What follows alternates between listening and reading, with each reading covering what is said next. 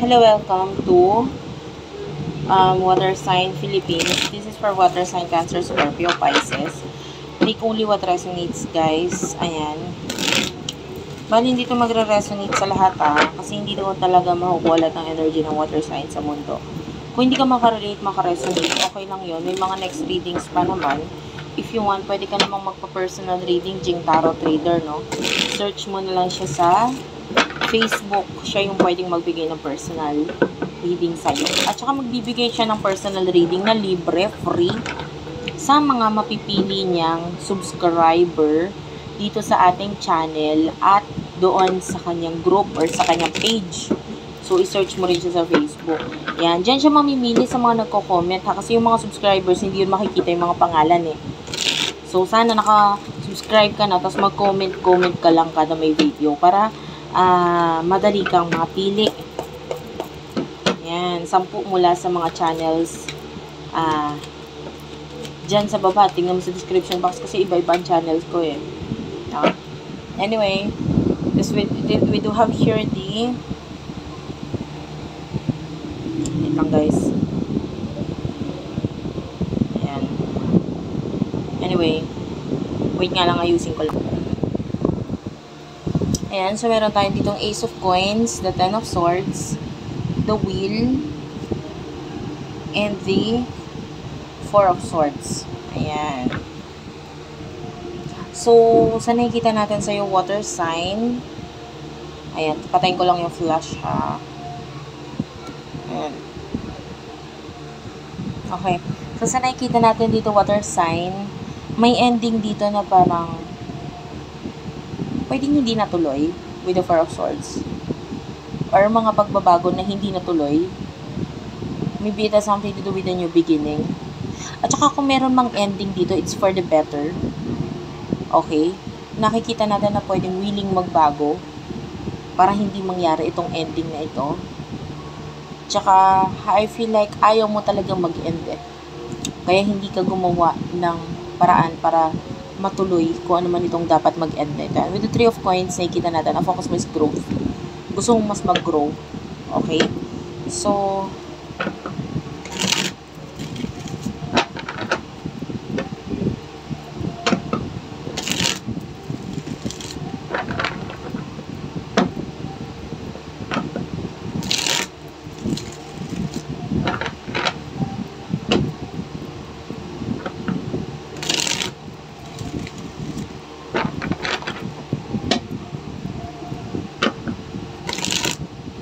kuha ko ng messages pagdating sa love.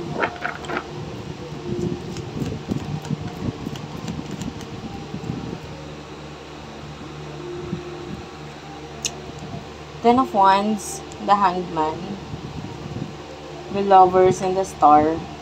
Ito maganda to kung nasa may relasyon ka na. Kasi kung ano yung mga pinapangarap mo noon, possible mangyari na to. Kasama tong taong to. Pero if you're single, someone is waiting for you, pero nahihirapan siya, ayaw na niyang maghintay, pero parang maghintay pa rin siya, nag-hold on pa rin siya. Alam niyang may ending na nangyayari sa inyo, pero alam mo yon, may ending lang kasi wala siyang magawa at wala ka rin ginagawa. And pero nandyan pa rin naman siya, naghihintay pa rin siya. Someone is really waiting for you, waiting for your, I feel like waiting for your hug, waiting for you to come back, waiting for another chance. Pangarap ka niya Pangarap niya yung init ng pagmamahal mo dati. Kasi alam niya kung paano ka magmahal, paano ka mag-alaga, paano ka... Yeah, this is an ex. Definitely. May relasyon na sa inyo in the past. Alam ka na niya kung paano ka. Minahal niya yun. Okay? Masakit para sa kanya na nag-end yung sa inyo. Pero nakamarka ka lagi sa isip niya, sa puso niya. May iba sa inyo pwedeng ipinatatukan niya or may something sa tattoo niya na may kinalaman sa'yo. Okay? Kung may tattoo pero kung wala, take only what resonates. Okay lang kahit wala. And then the Hanged Man, I feel like this person, hindi siya bibitaw basta-basta. Alam mo yon, kasi matagal na siyang naghintay. At maghihintay pa. Okay? If you're in a relationship,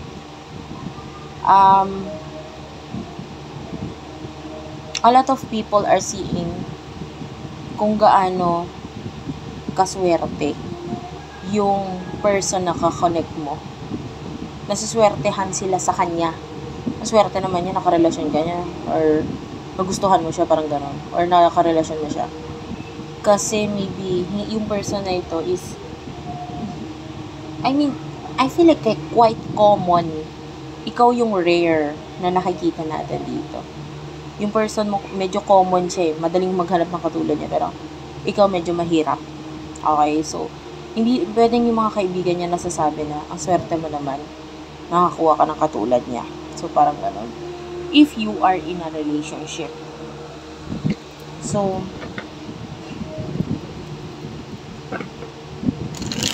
ano naghihintay sa future for you, water sign?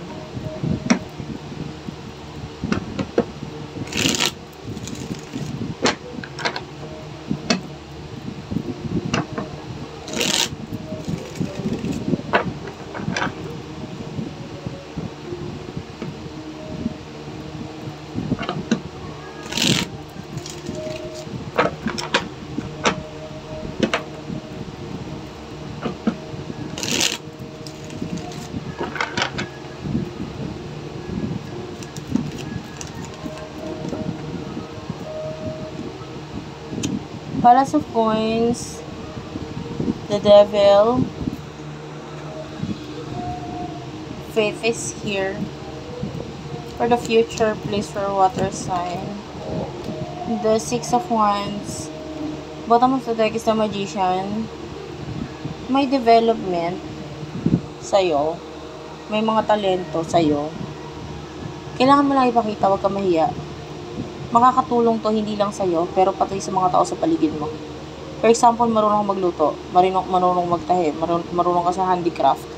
Ipakita mo nang ipakita kasi makakatulong yun sa'yo as a person na mag-grow ka, and then makakatulong din yun sa paligid mo. Huwag mong isipin na lugi ka or what sa ginagawa mo. Kasi ginagawa mo yan, mas lalong nag-e-enhance yung knowledge mo, mas lalo kang gumagaling, mas lalo kang nagiging expert. Okay? Yung iba sasabihin, hindi na, halimbawa, magaling ka magluto, no? Halimbawa lang. And then, ipapakita mo sa kanila. Tendency, lagi ka nang nagluluto. So, isipin mo, ano ba yan? Lagi na lang ang tagaluto, ganyan. Lagi na lang ako yung naaatasan. Pero, hindi mo na papansin na habang tumatagal, mas lalo kang gumagaling. And then, pwedeng yung contribution naman ng mga kasama mo, sila naman yung taga-bili ng ingredients, sila naman yung taga-comment kung kamusta mo yung luto mo, anong dapat mong i-improve regarding doon. And then, ang balik sa'yo nun is, natututo ka, nai-enhance ka. Diba? Kung magaling ka magtahe, ipakita mo yon. Magaling ka mag-makeup, ipakita mo yon. So, pwedeng yung mga tao sa paligid mo, matuwa sila sa'yo. So, kada magkakaroon ng birthday or Christmas, pwedeng yun yung i-gift nila sa'yo, makeup. So, dahil nakikita nila kung saan ka magaling, makakatulong din sila sa'yo kung paano ka mas mag-i-improve. So, ilabas mo yun. Huwag mo itago, huwag mo ikahiya, huwag mo isipin na lalamangan ka. Okay? And, tell me more for the future for water sign. Okay, there's a friend who is going to give you advice regarding money, this is a very successful person. Maniwala ka, kung successful siyang tao, maniwala ka sa kanya. Kasi hindi siya mag-a-advise sa'yo ng ikapapahamak mo, kaibigan na nakikita niya sa'yo, at hindi ka niya para sabihan ng ikakasama mo or ikakapahamak mo. Kung yung makakatulong sa'yo financially, itong taong to magbibigay ng advice sa'yo. That's it for now. Thank you for watching, guys. I love you all, and bye-bye.